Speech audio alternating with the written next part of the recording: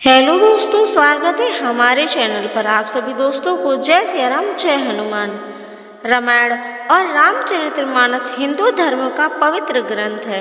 महर्षि वाल्मीकि ने रामायण और गोस्वामी तुलसीदास जी द्वारा रामचरितमानस की रचना की गई है। रामचरितमानस में जहाँ राम जी के राज्याभिषेक तक का वर्णन मिलता है, तो वहीं रामायण में श्री राम के महाप्रयाण परलोक गमन तक का वर्णन किया गया है। यानी राम का जीवन अपरंपार है, जिसे समझना कठिन है। राम को यदि जाना जा सकता है तो केवल प्रेम से। आइए अंतःकरण के प्रेम से भगवान राम का स्मरण करें। राजा दशरथ के चारों पुत्र राम, भरत, शत्रुघ्न और लक्ष्मण की शिक्षा पूरी हो जाने पर सभी गुरु वशिष्ठ के आश्रम में वापस महल लौट आए। एक दिन अचानक महर्षि विश्वामित्र राजा दशरथ के महल आते हैं। विश्वामित्र राजा से राजा और लक्ष्मण को मांगते हैं।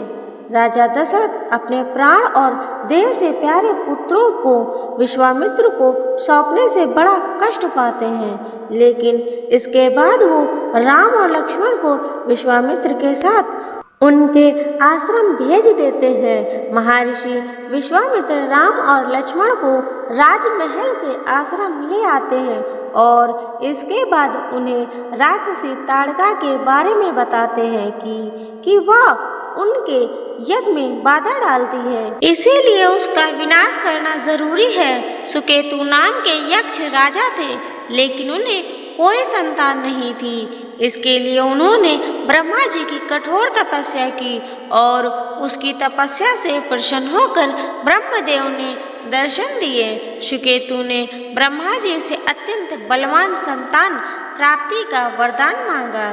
इसके बाद ब्रह्मा जी की इच्छा स्वरूप सुकेतु को अत्यंत बलशाली पुत्री की प्राप्ति हुई, जिसका नाम सुकेतु ने ताड़का रखा। कहा जाता है कि ताड़का में 1000 हाथियों के समान बल था। बलशाली होने के साथ ही ताड़का बेहद सुंदर भी थी। ताड़का का विवाह सुंद नाम के एक राक्षस के साथ हुआ। विवाह के बाद ताड़का ने 2 पुत्रों को जन्म दिया, जिसका नाम सुबायु और मरीच था। ताड़का का पति सुंद राक्षस प्रवृत्ति का था, इसीलिए वह हमेशा ऋषियों के धार्मिक कार्यों में बाधा उत्पन्न करता था। वह हमेशा यज्ञ ध्वस्त करता और तपस्या में विघ्न डालता था। एक दिन तो उसने ऋषि अगस्त्य के आश्रम पर ही आक्रमण कर दिया, जिससे क्रोधित होकर ऋषि ने सुंद को श्राप दे दिया और वह वहीं जलकर भस्म हो गया। पति सुंद के मृत्यु की खबर सुनकर ताड़का ऋषि पर क्रोधित हो गई और अपने दोनों पुत्रों सुबायु और मरीच को लेकर ऋषि अगस्त्य के आश्रम पर हमला कर दिया। ताड़का के स्त्री होने के कारण ऋषि ने उसका वध नहीं किया, लेकिन उन्होंने ताड़का को श्राप दे दिया कि वह सुंदर स्त्री से कुरूप महिला बन जाए। इसके बाद से अत्यंत सुंदर ताड़का नरभक्षी और कुरूप स्त्री बन गई। ताड़का के साथ उसके दोनों पुत्रों की भी दुर्दशा कुछ ऐसी ही हो गई। इसके बाद ताड़का अपने दोनों पुत्रों के साथ अयोध्या के सरजू नदी के किनारे वन में रहने लगी, लेकिन पति की मृत्यु और स्वयं के अपमान का बदला लेने की ज्वाला उसके भीतर धधक रही थी।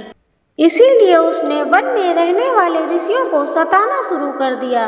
ताड़का और उसके पुत्र ऋषियों के यज्ञ में बाधा डालते थे और अपनी शक्ति से ऋषि मुनियों की हत्या कर उनका भक्षण करते थे। इस तरह के ताड़का का प्रकोप दिन प्रतिदिन बढ़ने लगा। अयोध्या के सरजू नदी के किनारे वन में ही महान ऋषि विश्वामित्र का भी आश्रम था। विश्वामित्र नियमित यज्ञ करते और दैवीय अस्त्र आदि का निर्माण करते, लेकिन ताड़का अपने पुत्रों के साथ विश्वामित्र के यज्ञ में भी बाधा उत्पन्न करने लगी।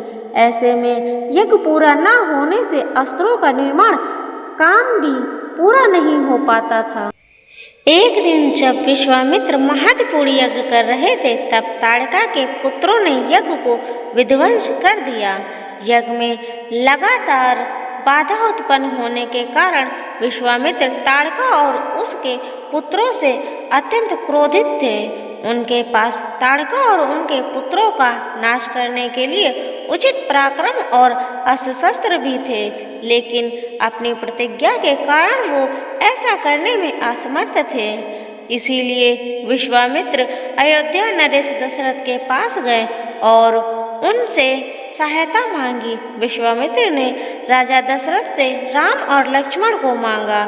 महर्षि विश्वामित्र ने राजा दशरथ से कहा, हे राजन, असुरों के समूह मुझे बहुत सताते हैं, इसीलिए मैं तुमसे कुछ मांगने आया हूँ। तुम मुझे छोटे पुत्र सहित श्री रघुनाथ जी को दे दो। असुरों के मारे जाने के बाद मैं सुरक्षित हो जाऊंगा। अयोध्या के राजकुमार राम और लक्ष्मण दोनों विश्वामित्र के आश्रम की सुरक्षा करते हैं। एक दिन ताड़का के पुत्र सुबायु और मरीक्ष ऋषियों पर आक्रमण करने और यज्ञ में बाधा डालने के लिए आते हैं।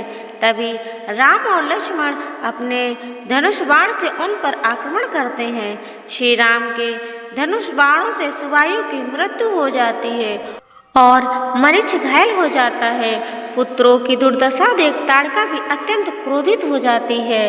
तब विश्वामित्र राम को ताड़का का वध करने के लिए कहते हैं। पहले तो श्री राम स्त्री हत्या करने के लिए हिचकिचाते हैं, क्योंकि धर्म उन्हें ऐसा करने की अनुमति नहीं देता, लेकिन महर्षि विश्वामित्र का आदेश पाकर वो ऐसा करने के लिए मान जाते हैं, क्योंकि वो ब्राह्मण की आज्ञा का उल्लंघन नहीं कर सकते थे। इसके बाद भगवान राम एक ही बाण से ताड़का का वध कर देते हैं। इस तरह से भगवान राम द्वारा वध किए जाने पर ताड़का को अगस्त्य मुनि के श्राप से मुक्ति मिल जाती है। इसके साथ ही वह कुरूप स्त्री और नरभक्षी रूप से भी मुक्त हो जाती है। वहीं भगवान के रूप में श्री हरि द्वारा वध किए जाने के कारण ताड़का को मोक्ष की प्राप्ति होती है।